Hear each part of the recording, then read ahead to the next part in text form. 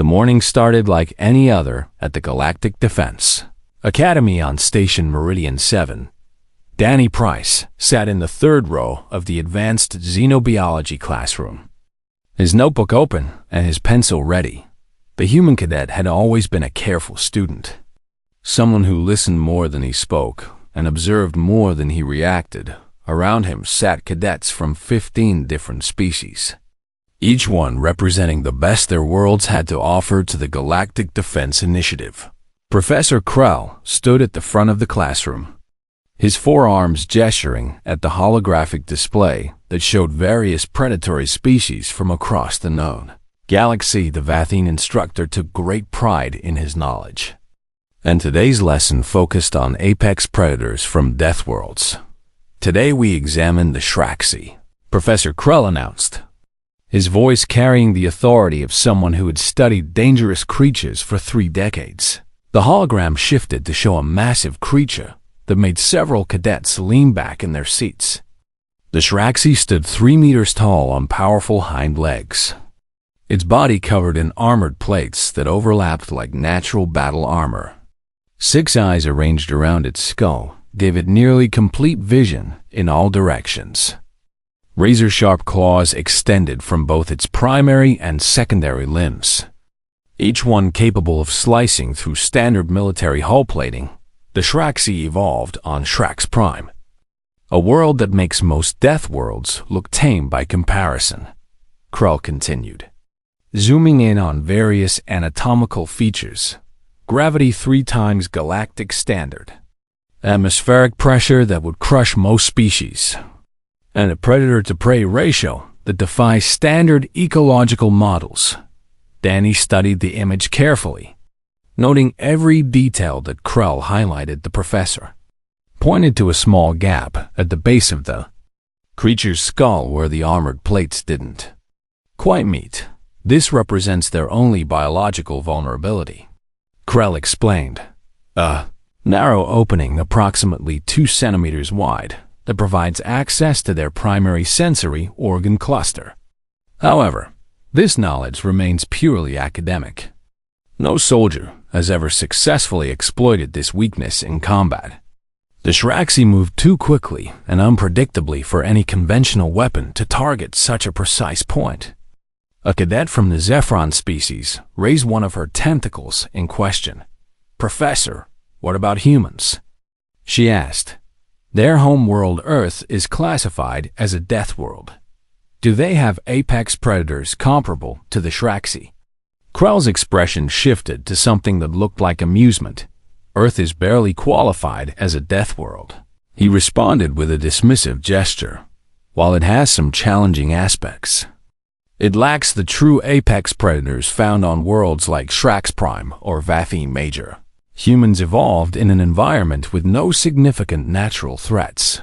They succeeded through numbers and basic tool use, not through any particular prowess as predators or warriors."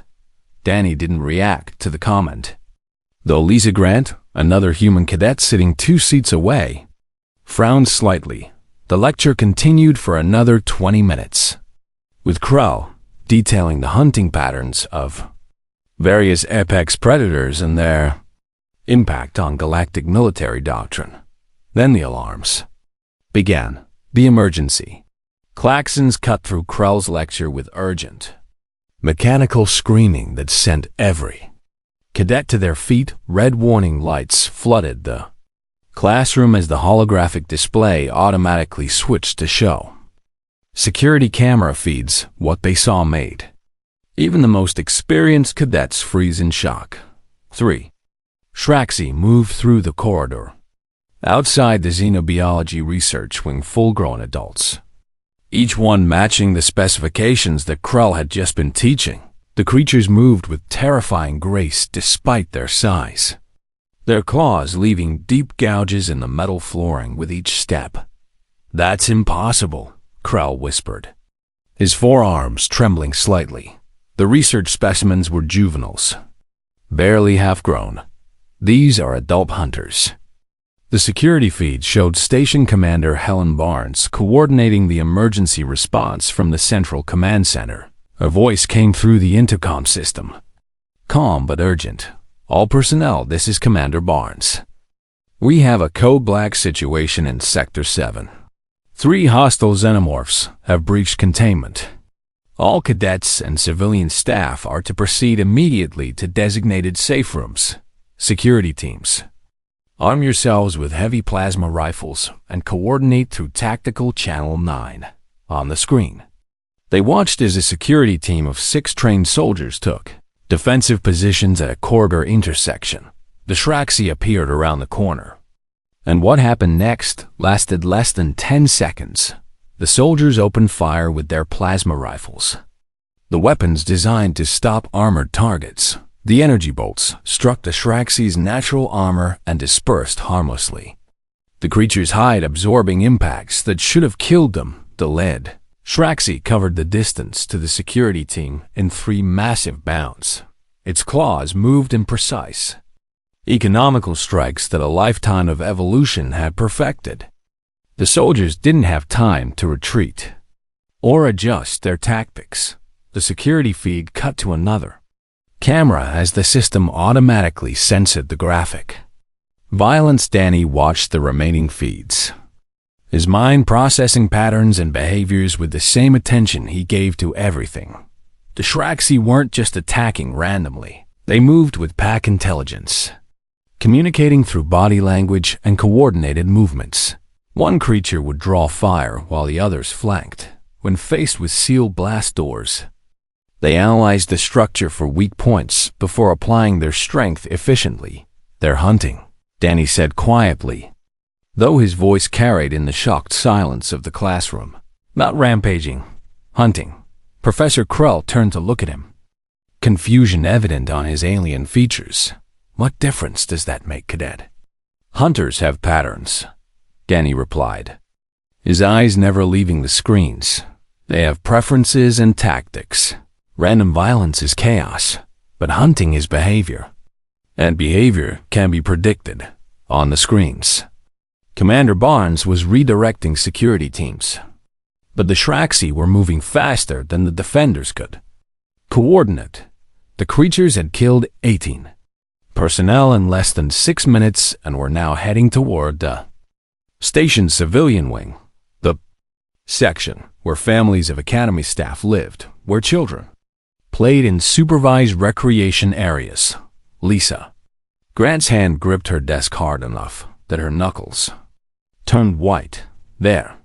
Heading for the kids, she whispered. Professor Krell moved to the classroom door and activated the emergency barrier system. Heavy composite panels began sliding down over the doorway and windows, designed to seal the room completely in case of hull breach or hostile boarding. We'll be safe here, Krell announced. Though his voice lacked conviction, these barriers can withstand plasma fire and explosive decompression.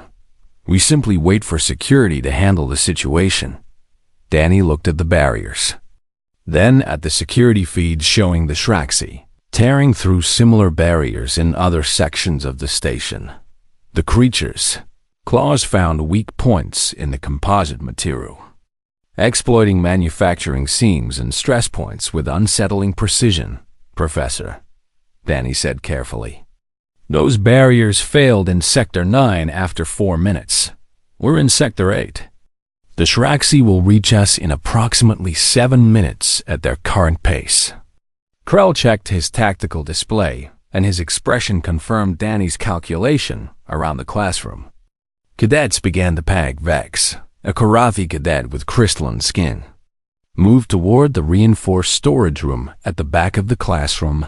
Thyra, a Venix student whose species prided themselves on tactical thinking, was already accessing the emergency supply lockers, looking for anything that might serve as a weapon. Danny remained at his desk. He picked up his pencil and held it up to the light, examining it with the same careful attention he gave to everything. It was a simple wooden pencil, the kind humans had used for centuries, graphite core surrounded by cedar wood, painted yellow with a small eraser on one end. Nothing special or advanced, just a basic tool for writing. Lisa watched him from across the classroom, and something in her expression shifted from fear to curiosity. She knew Danny well enough to recognize when he was thinking through a problem on the security feeds. The Shraxi reached Sector 8. The emergency barriers began to descend across the academy. Commander Bonds gave orders that had the weight of desperation behind them, and Danny Price sat quietly, holding a pencil, watching 3 apex predators approach through the corridors. The first barrier outside their classroom shuddered as claws began tearing through composite material that was supposed to be impenetrable. Professor Krell backed away from the door, his forearms spread in a defensive posture that his species had evolved over millions of years. The other cadets huddled together, some whispering prayers in languages Danny didn't understand. Lisa moved to sit next to Danny, not speaking, simply trusting. The scratching on the barrier grew louder, more insistent. The composite material began to crack, and Danny Price, human cadet from a world that barely qualified as dangerous by galactic standards, tightened his grip on a simple pencil and prepared to teach the galaxy what it meant to be an apex predator from Earth. The first barrier collapsed inward with a screech of tearing metal that made every cadet in the classroom flinch. Composite fragments scattered across the floor like deadly confetti as the Shraxi's claws finished their work. Through the gap, Danny could see the corridor beyond and the massive shapes moving with predatory purpose. Second barrier won't hold much longer, he said quietly, still examining his pencil with that same careful attention Professor Krell had backed against the far wall, his Vathian physiology making him tall but not built for combat, despite coming from a death world himself. We should hide in the storage room, Vex insisted, the Karathi cadet's crystalline skin reflecting the red emergency lights in fractured patterns. Seal ourselves in and wait for rescue. Danny shook his head slowly. They'll smell us or hear us, he replied. Shraxi sensory organs can detect heartbeats through standard walls, according to your lecture. Professor, they'll know we're in there, and they'll either wait us out or call the rest of their pack. Krell's 4 eyes focused on Danny with something between confusion and desperate hope. You have an alternative plan, Cadet Price? Because I'm open to suggestions that don't involve us dying in the next 5 minutes. Danny stood up and began moving desks, creating specific pathways through the classroom. Lisa immediately understood and started helping without asking questions together. They arranged the furniture in a pattern that looked random but had clear purpose to anyone who understood hunting tactics. Professor, you said the Shraxi have one vulnerability, Danny said as he positioned another desk. The gap at the base of their skull where the sensory organ cluster sits, 2 centimeters wide, protected by overlapping plates. Krell nodded, still not understanding where this was going. Yes, but as I explained, that knowledge is purely academic. No weapon can target such a precise point on a moving target that massive and fast. Military AI systems have tried and failed. Cybernetic targeting implants don't help. The Shraxi move too unpredictably. Danny held up his pencil again. What if the weapon isn't trying to hit a moving target? He asked. What if the target moves into the weapon? The professor's expression showed he thought the human had lost his mind from stress thyra. The Venix cadet, whose species valued tactical analysis, stepped closer. Explain, she demanded. You're talking about predicting their movement pattern, precisely enough to place a strike weapon in the exact position where that 2-centimeter gap will be at a specific moment that requires understanding their behavior at a level that humans evolved to have. Lisa finished, understanding dawning in her eyes. We're persistence hunters. We didn't evolve to be stronger or faster than our prey. We evolved to track them, to understand them, to predict where they'd be and when. Danny nodded and continued. Arranging the classroom, he created a path that would funnel the Shraxi through specific choke points. using the desks to guide their movement while giving them the illusion of control. On Earth, humans hunted animals 5 times our size with nothing but sharpened sticks. Danny explained as he worked. We didn't need to be apex predators ourselves. We needed to understand apex predators well enough to kill them with tools that shouldn't have worked. The second barrier began to buckle. The sound of claws on composite material had become rhythmic now. Methodical, the Shraxi weren't just tearing through obstacles anymore. They were demonstrating their dominance, making sure their prey knew death was coming. Even if you're right about their movement patterns, Krell argued, a pencil isn't a spear. It's wood and graphite. Their hide deflects plasma fire. Danny finished positioning the last desk and took his position. Behind a specific workstation, plasma disperses across the surface. He said calmly, but a pointed object driven with sufficient force into a precise location doesn't need to penetrate armor. It needs to find the gap in the armor. The 2-centimeter opening you mentioned. And Professor, you said their sensory organ cluster sits right behind that gap. If something penetrates that opening, their entire nervous system would short out. Krell finished, understanding finally replacing confusion. But the precision required, the timing, the force, is what humans do. Lisa said firmly she had moved to position herself at another key location in the room, ready to support whatever plan Danny had formed. Thyra and Vex looked at each other, their alien features showing doubt, but also the recognition that no one else had any plan at all. The second barrier failed metal, shrieked and tore, and then fell away completely. The doorway stood open for 3 seconds. Nothing moved. Then the first Shraxi entered the classroom up close. It was even more terrifying than the holographic displays had suggested. 3 meters of evolved killing power, muscles rippling under natural armor that had turned away military-grade weapons. Its 6 eyes scanned the room with cold intelligence. That recognized prey and began calculating the most efficient way to end them all behind it. 2 more of its packmates waited in the corridor, ready to assist or capitalize on whatever their leader started. The lead Shraxi's gaze fixed on Professor Krell first, the largest, the oldest, presumably the most dangerous according to Predator logic. Danny watched the creature's head turn, tracking that movement with eyes that his ancestors had used to follow wounded prey across endless grasslands.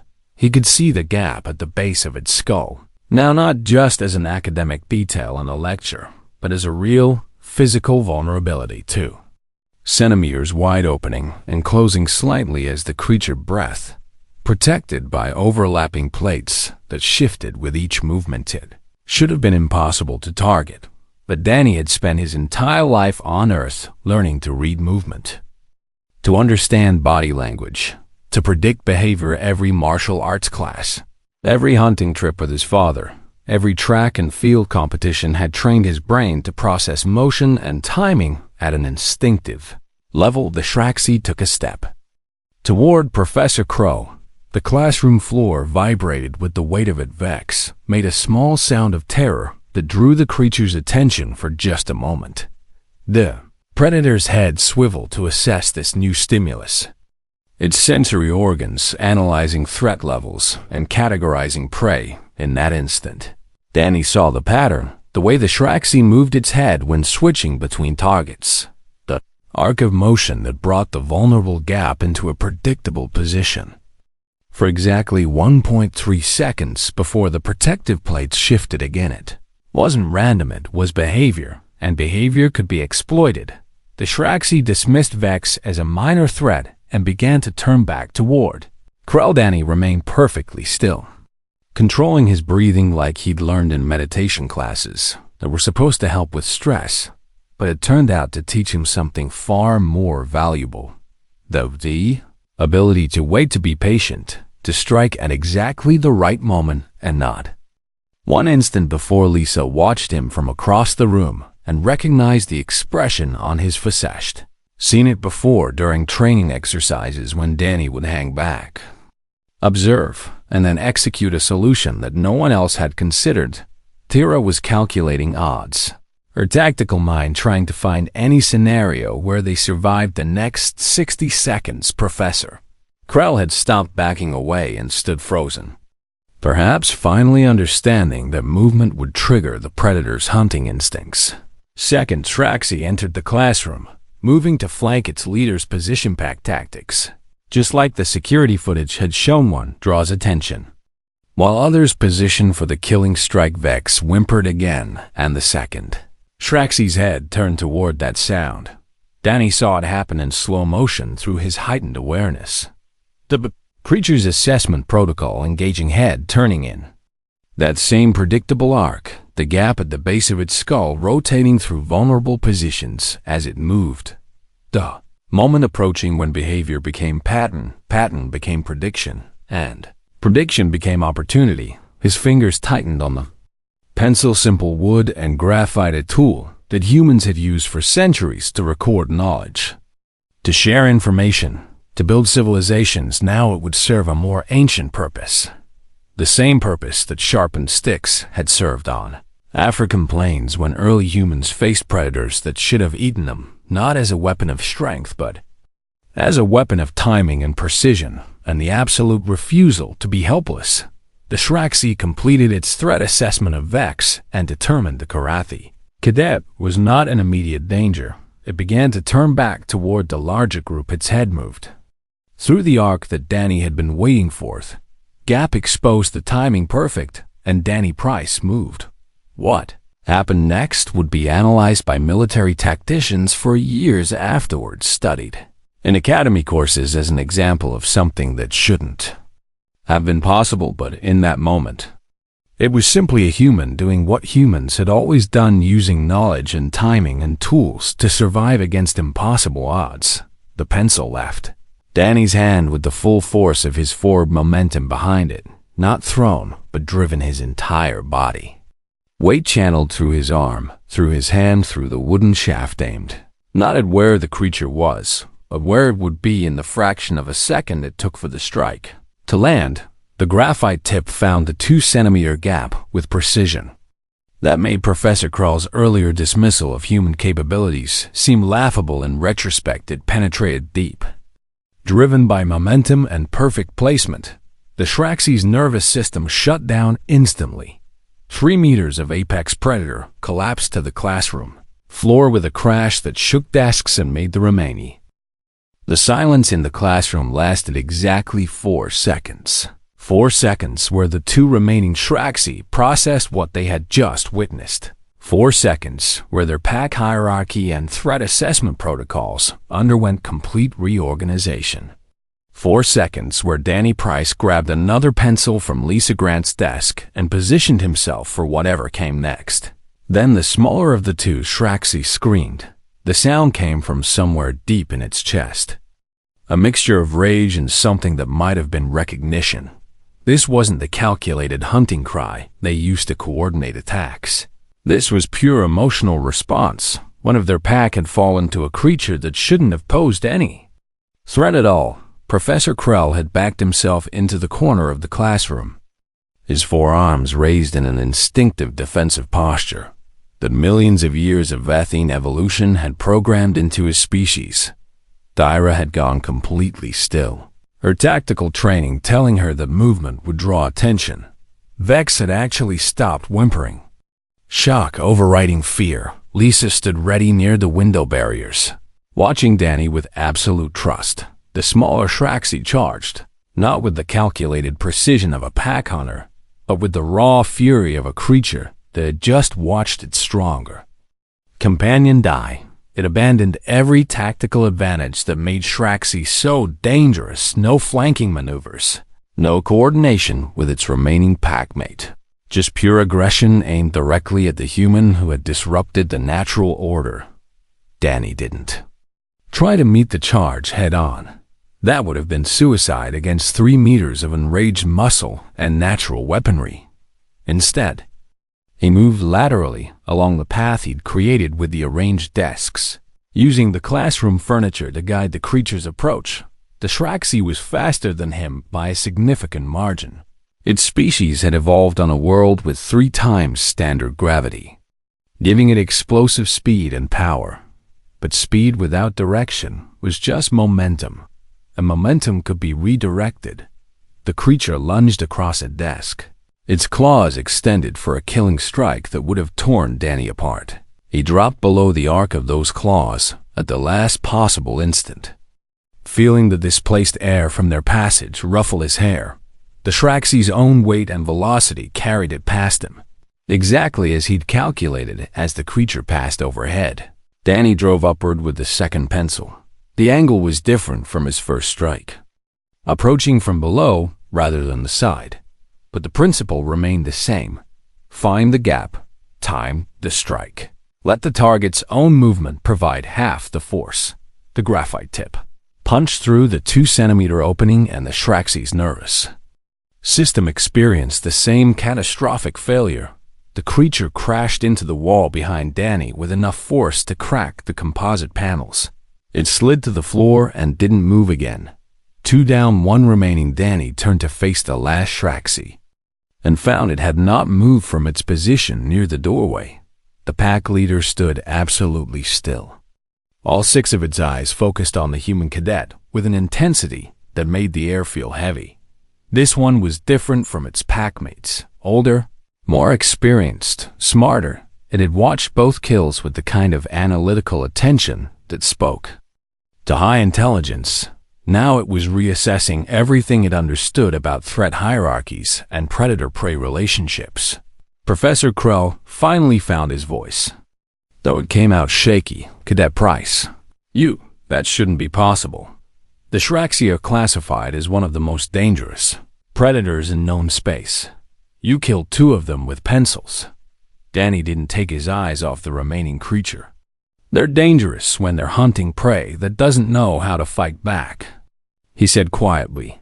But on Earth, humans learn to hunt animals far bigger and stronger than us. We learn to find vulnerabilities and exploit them. We learn to turn a predator's own instincts against it. Lisa had moved to a position where she could grab more pencils from other desks. She understood what Danny was doing now and was preparing to support him if needed. The pack leader Shraxi tilted its head in a gesture that was almost eerily intelligent. Then it did something that surprised everyone in the room. It began backing toward the doorway, not fleeing in panic like defeated prey, but withdrawing with calculated deliberation, keeping its eyes on Danny the entire time. It's leaving, Thyra whispered in disbelief. It's actually retreating. Professor Krell started to move toward the emergency communication panel. Then we're safe, he said with obvious relief. Commander Barnes can seal this section and… No. Danny interrupted, his voice sharp. Everyone looked at him. It's not retreating because it's afraid, Danny explained, watching the Shraxi's body language with eyes trained to read such things.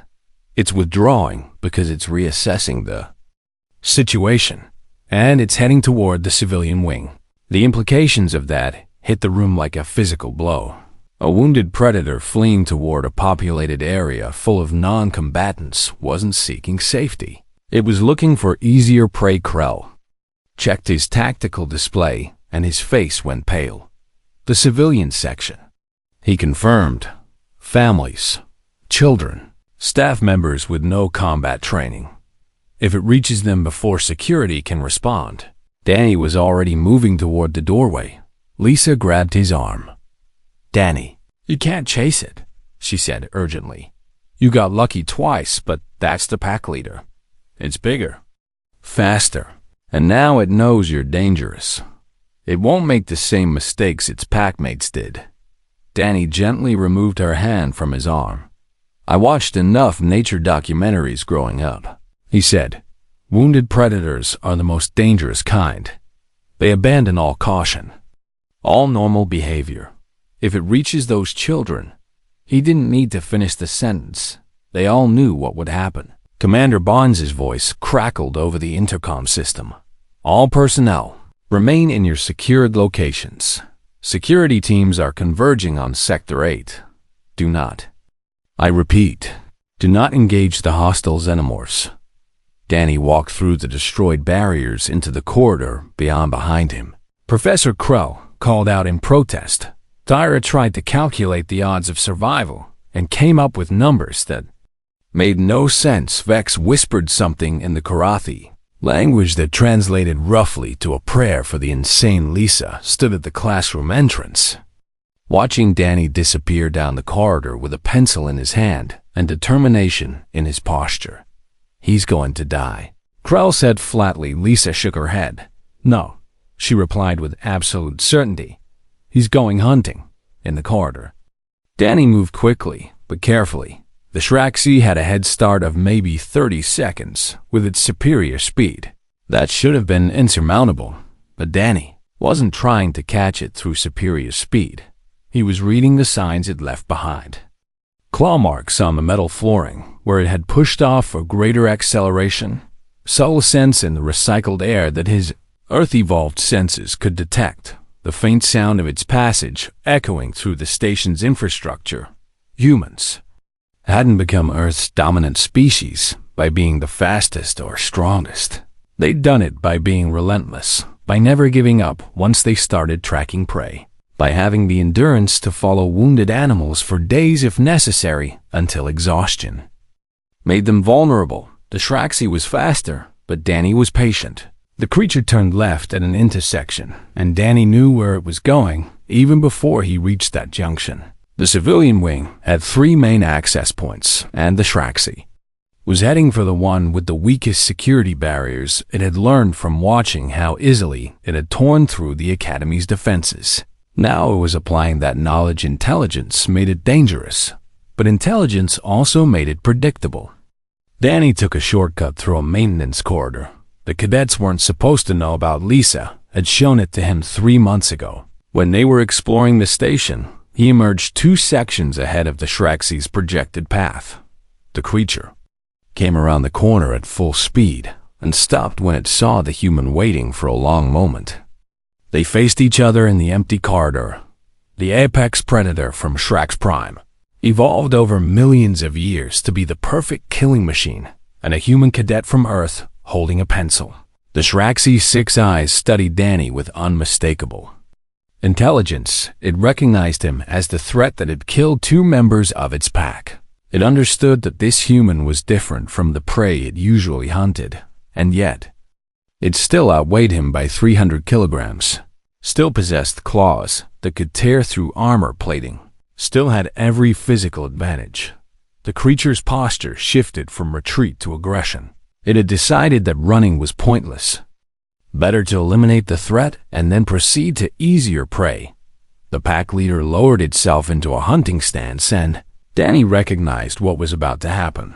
This wouldn't be a blind rage charge like the second Shraxi. This would be calculated, precise, using all the skills and experience that had made this creature the leader of its pack. Commander Barnes' voice came over the intercom again. Security teams are 3 minutes from Sector 8. All personnel maintain lockdown protocols. 3 minutes. Danny gripped his pencil and centered himself on the security feeds throughout the station. Dozens of people watched what was about to happen in the command center. Commander Barnes leaned forward, her tactical training telling her this was impossible in the classroom. Professor Krell, Lisa, Tyra, and Vex held their collective breath. The Shraxi pack leader moved with the kind of precision that came from hundreds of successful hunts. No wasted motion, no telegraphed intentions. Just pure economical violence aimed at eliminating a threat before proceeding to easier prey. Its claws came in from 3 angles simultaneously, using its secondary limbs to create a net of death that should have been inescapable. But Danny wasn't trying to escape the attack. He was using it. Every martial arts instructor he'd ever trained with had taught the same fundamental principle: redirect. Force rather than oppose. A smaller opponent couldn't match strength against strength, but a smaller opponent could use timing and leverage to turn strength against itself. Danny moved into the attack instead of away from it. The motion violated every survival instinct that most species possessed when a predator lunged. You backed away, You created distance. You tried to run. But humans had learned millions of years ago that running from a faster predator was suicide. Better to close distance. To work inside the reach of those deadly limbs. To make the fight about precision. Instead of power, the Shraxi's primary claw strike passed over Danny's shoulder as he dropped and rolled forward. Its secondary limb swept the space where he should have been if he tried to retreat. He came up inside the creature's guard. Pencil raised, targeting the vulnerable gap that he'd hit twice before. But the pack leader was smarter than its companions had watched them die and learned from their mistakes. The Shraxi twisted with impossible flexibility, rotating its armored plates to protect that 2-centimeter opening. Danny's strike glanced off overlapping armor that shifted to intercept. The creature's tail swept around to knock him off balance. He jumped over it, using a nearby wall panel to push off and gain height. For 3 seconds, they exchanged positions with neither landing a decisive blow. Shraxi would strike, and Danny would redirect. Danny would attack, and the creature would defend. It was a stalemate that couldn't last. The pack leader had superior strength and stamina. Eventually, Danny would tire or make a mistake, and one mistake against those claws would be fatal in the command center. Commander Barnes watched with growing horror. Why isn't he running?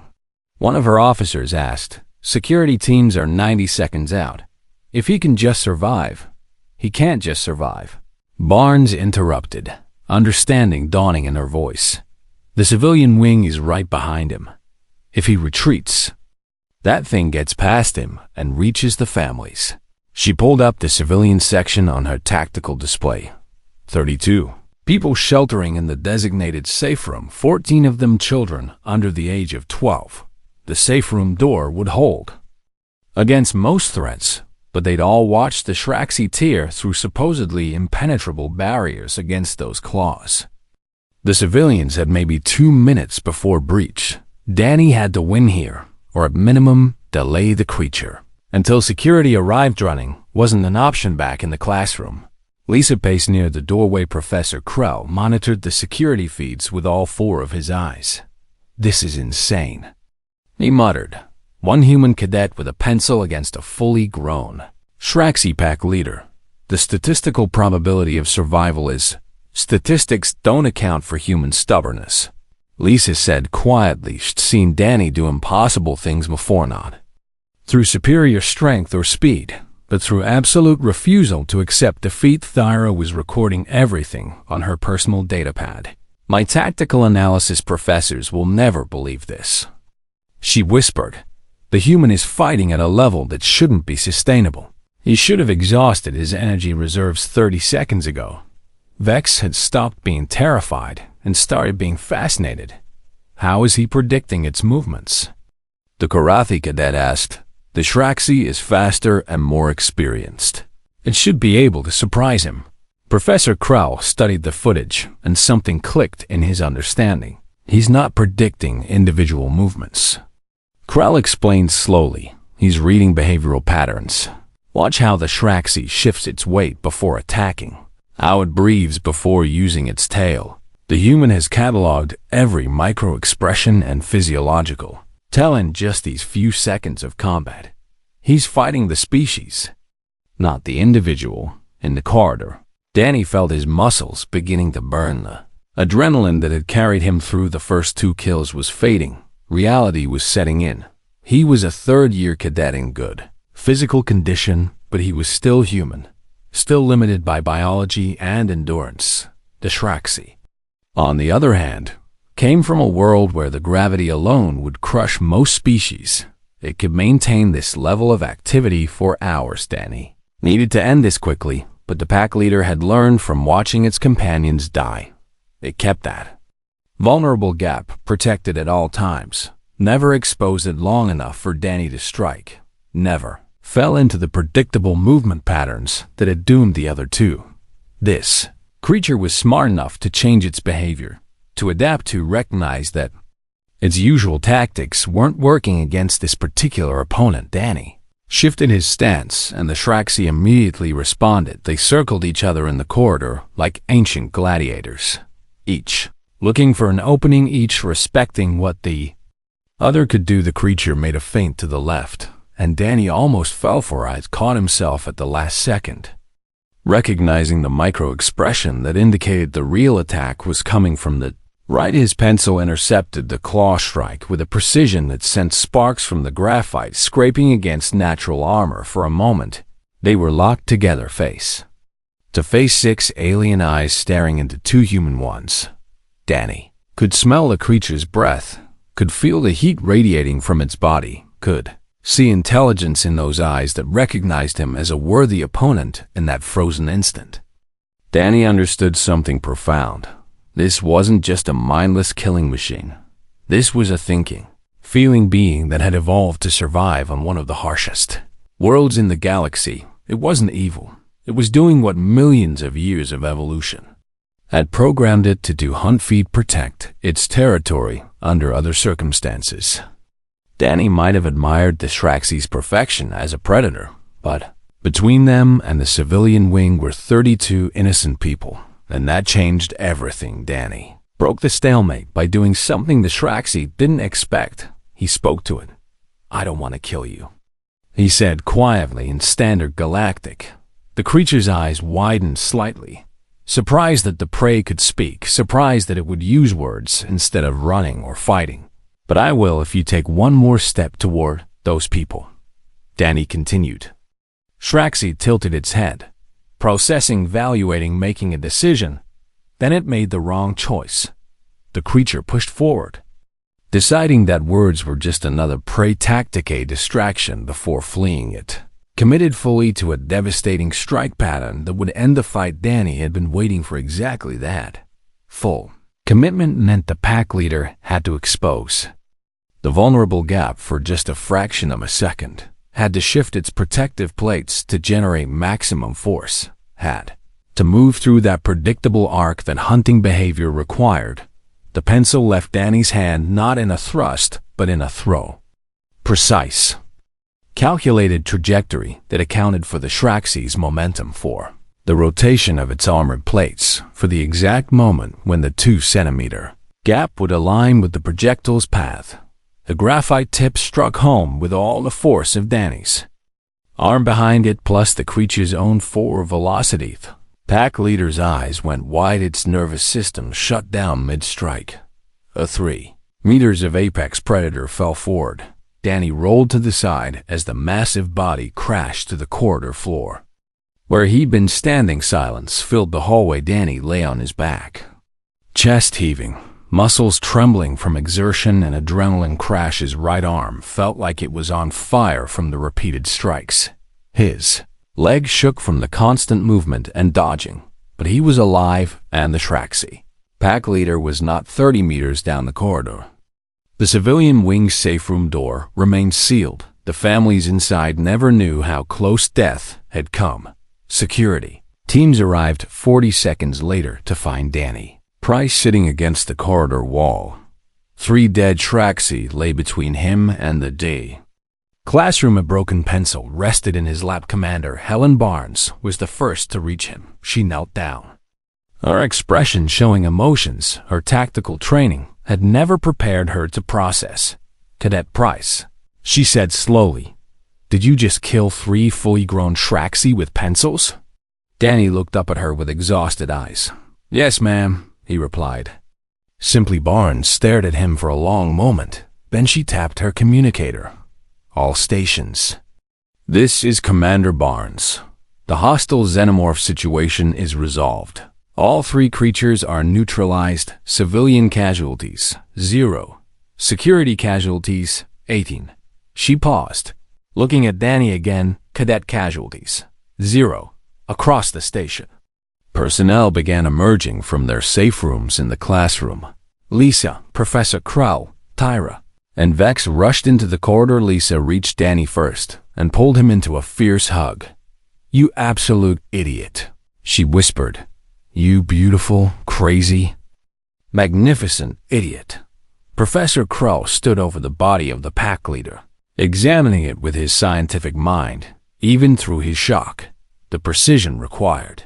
He muttered, "The timing, the understanding of their biology. I've been studying Shraxi for 30 years and I couldn't have done this." Tyra was already uploading her tactical recording to the Academy's combat analysis database. Every military strategist in the galaxy needs to see this. She said. Vex simply stared at Danny with newfound respect.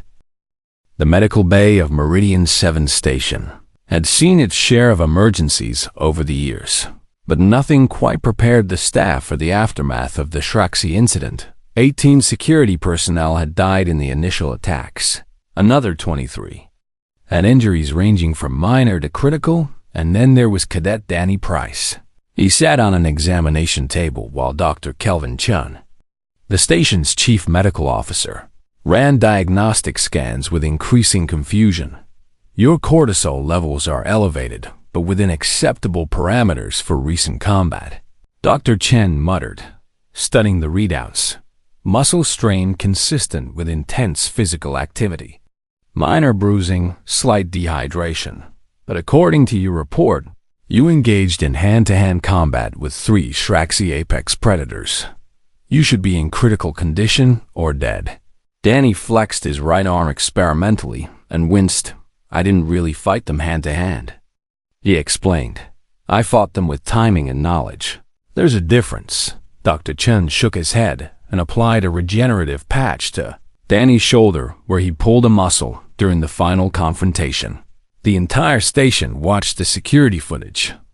The doctor said, "What you did shouldn't have been possible. The Shraxi are classified as one of the most dangerous predators in known space." Danny had heard variations of this statement about 17 times in the past 2 hours. "They're dangerous when they're hunting species that evolved on gentler worlds," he replied patiently. "But humans evolved alongside lions, tigers, crocodiles, hippos, and dozens of other predators that wanted to eat us. We learned to survive, not by being stronger, but by being smarter." Outside the medical bay, the station was slowly returning to normal operations. The bodies of the 3 Shraxi had been removed for study. The damaged sections were being repaired, and the Academy administration was dealing with the political aftermath in her office. Commander Helen Barnes faced a holographic communication screen showing Admiral Patricia Stone of the Galactic Defense Fleet. The Admiral's expression was stern. "Commander, I've reviewed your incident report 3 times, Admiral Stone said, "and I still can't quite believe what I'm reading. A third-year human cadet neutralized 3 fully grown Shraxi with no weapons, no backup, and no authorization to engage?" Barnes stood at attention despite the fatigue weighing on her. "That's correct, Admiral. Cadet Price acted entirely on his own initiative. He violated direct orders to remain in the secured classroom. He pursued a hostile xenomorph through multiple station sections, and he eliminated all 3 creatures with minimal collateral damage." The Admiral's stern expression didn't waver. "You understand, this creates a significant problem for Academy protocol. We can't have cadets disobeying orders and engaging in unauthorized combat operations." Regardless of the outcome, Barnes had expected this military discipline required consequences for breaking chain of command, even when those broken orders saved lives. "I understand, Admiral. However, I would like to note for the record that Cadet Price's actions prevented the hostile xenomorphs from reaching the civilian wing, where 32 non-combatants were sheltering. Our security teams, despite their training and equipment, had failed to stop the Shraxi. Without Price's intervention, we would likely be reporting civilian casualties in addition to our security losses." Admiral Stone was quiet for a moment. "I've also been contacted by Professor Krell," she said finally. "He submitted a rather extraordinary report about the incident. He claims that Cadet Price demonstrated advanced understanding of xenobiology, predator behavior analysis, and combat application of academic knowledge. He's recommending Price for immediate advancement to officer candidate training." Barnes allowed herself a small smile. Professor Krell spent the last 3 years dismissing human capabilities in his lectures. Admiral, I suspect this incident has adjusted his perspective. The holographic admiral actually smiled at that. I imagine it has. Very well. Commander, I'll review all reports and recommendations. In the meantime, Cadet Price is confined to station until we determine appropriate action. Barnes out. The communication ended and the commander allowed herself to sink into her chair. Appropriate action for a cadet who saved dozens of lives by breaking every rule in the Academy handbook. That would be an interesting decision in the station's recreation area. Word of Danny's accomplishment had spread through the cadet population like wildfire.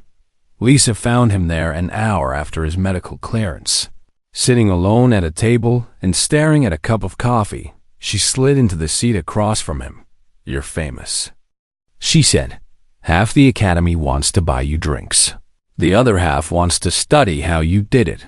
And everyone wants to know what it feels like to kill 3 apex predators with pencils.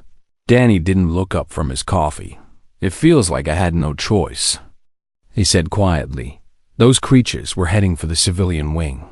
There were children there. Lisa, if I'd followed orders and stayed in the classroom, 32 people would probably be dead. Lisa finished, I know. Everyone knows. You're a hero. Danny shook his head. I'm not a hero. I'm just someone who grew up on Earth and learned that sometimes the smallest tool in the right hands at the right moment can change everything. Thera approached their table carrying her datapad. Cadet Price, I've been analyzing the security footage of your confrontation with the pack leader, she said, her tactical mind clearly fascinated. The probability calculations suggest you should have failed. The Shraxi had superior speed, strength, defensive capabilities, and combat experience. Yet you won. How? Danny finally looked up. Because I wasn't trying to beat it at what it was good at, he explained. I was making it fight on my terms. Humans aren't the strongest or fastest species, but we're really good at turning any situation into a problem. That can be solved with knowledge and timing. Thyra's expression showed she was processing this. Your species evolved to be problem solvers, first and fighters second. Danny nodded. We spent millions of years being the prey. We were food for bigger, stronger predators. But we survived because we learned to think, to plan, to use tools, and to never give up. That's what makes humans dangerous. Not our strength, our stubbornness. Professor Krell entered the recreation area and spotted Danny immediately. The Vathine instructor approached with an expression that was difficult to read on his alien features. Cadet Price, Krell said formally, may I join you? Danny gestured to an empty chair. The professor sat down and was quiet for a moment before speaking. I owe you an apology. Krell began. For 3 years, I've taught classes that dismissed human contributions to galactic defense. I characterized your species as successful through luck and numbers rather than capability. I was wrong. Danny started to respond, but Krell raised one of his 4 hands. Please, let me finish. What you did today demonstrated something I failed to recognize. Intelligence isn't just about raw processing power or advanced technology. It's about adaptation, pattern recognition, and the application of knowledge under extreme pressure. Your species has those qualities in abundance. The professor pulled up a holographic display showing the Academy's curriculum. I'm redesigning my entire xenobiology course, he explained. Starting next term, there will be extensive sections on human evolutionary adaptations and how they translate to modern combat applications. I'd like you to assist with developing that curriculum, if you're willing. Danny was genuinely surprised. Professor, I'm just a cadet. I'm not qualified to. You killed 3 Shraxi with pencils. Krell interrupted. I'd say you're extremely qualified to teach about practical applications of predator biology. Lisa grinned at Danny's discomfort. Tyra was already taking notes for her tactical analysis report. Vex approached the table hesitantly. Cadet Price. I wanted to thank you, the Karathi student said.